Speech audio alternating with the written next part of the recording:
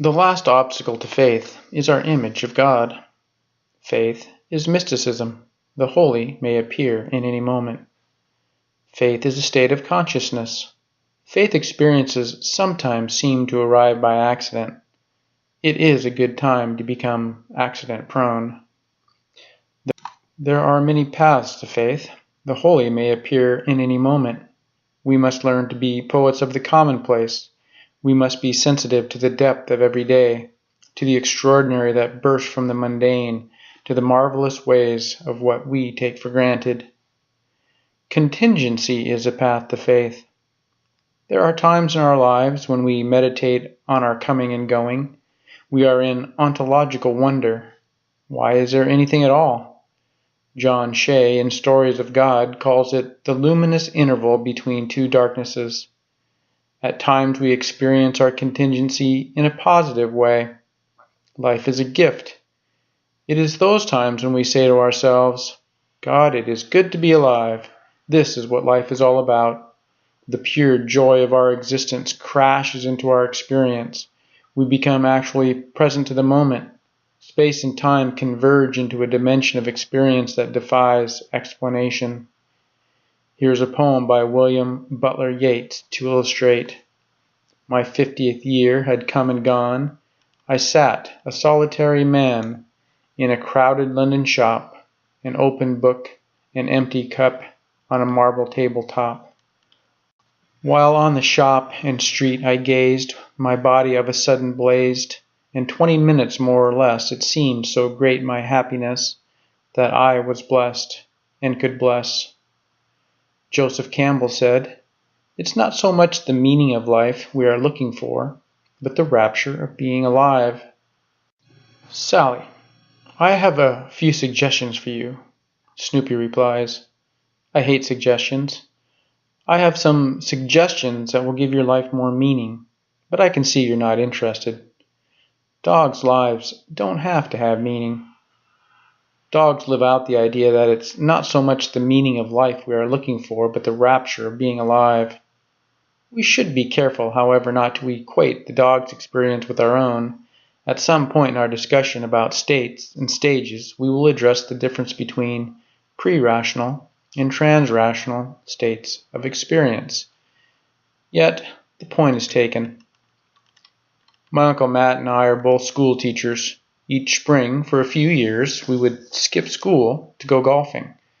Uncle Matt often teased me about my excessive obsession with philosophy and theology. Even in my younger days, he would ask me, "What is truth?" Once while golfing, we were standing on an elevated tee overlooking a beautiful fairway complete with an ambling stream. We were on the tail end of a philosophical talk when he said to me, "Maybe this is what it's all about." Shazam! I had a peak experience, a satori. And to paraphrase Yeats, while on the fairway I gazed, my body of a sudden blazed, and 20 minutes more or less it seemed so great my happiness that I was blessed and could bless. Our relatedness to others is a path to faith.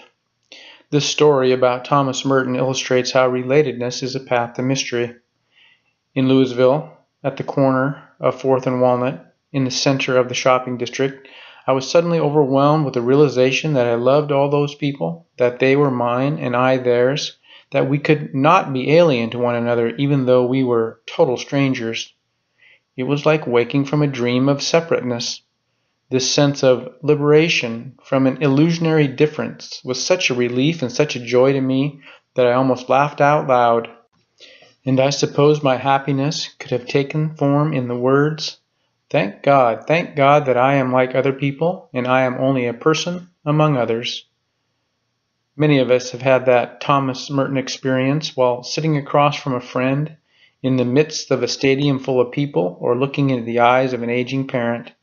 This inexplicable feeling of connectedness to others, even complete strangers. The great spiritual traditions build on the great truth that beneath the broken surfaces of our lives there remains, in the words of Thomas Merton, a hidden wholeness. There are many paths to faith. The holy may appear in any moment. We must learn to be poets of the commonplace. Can you hear the mountain stream? A Zen master was walking in silence with one of his disciples along a mountain trail. When they came to an ancient cedar tree, they sat down under it for a simple meal of rice and vegetables. After the meal, the disciple, a young monk who had not yet found the key to the mystery of Zen, broke the silence by asking the master, "Master, how do I enter Zen?" He, of course, was inquiring how to enter the state of consciousness which is Zen. The master remained silent. Almost 5 minutes passed while the disciple anxiously waited for an answer. He was about to ask another question when the master suddenly spoke. "Do you hear the mountain stream?" The disciple had not been aware of any mountain stream. He had been too busy thinking about the meaning of Zen. Now, as he began to listen for the sound, his noisy mind subsided. At first he heard nothing. Then his thinking gave way to a heightened alertness, and suddenly he did hear the hardly perceptible murmur of a small stream in the far distance. "Yes, I can hear it now," he said. The master raised his finger, with a look in his eye that in some way was both fierce and gentle, said, "Enter Zen from there." The disciple was stunned. It was his first satori, a flash of enlightenment. He knew what Zen was without knowing what it was that he knew. They continued on their journey in silence. The disciple was amazed at the aliveness of the world around him. He experienced everything as if it was for the first time. Gradually, however, he started thinking again. The alert stillness became covered up again by mental noise, and before long he had another question. "Master," he said, "I've been thinking. What would you have said if I hadn't been able to hear the mountain stream?" The master stopped, looked at him, raised his finger, and said, "Enter Zen from there." We must learn to become poets of the commonplace.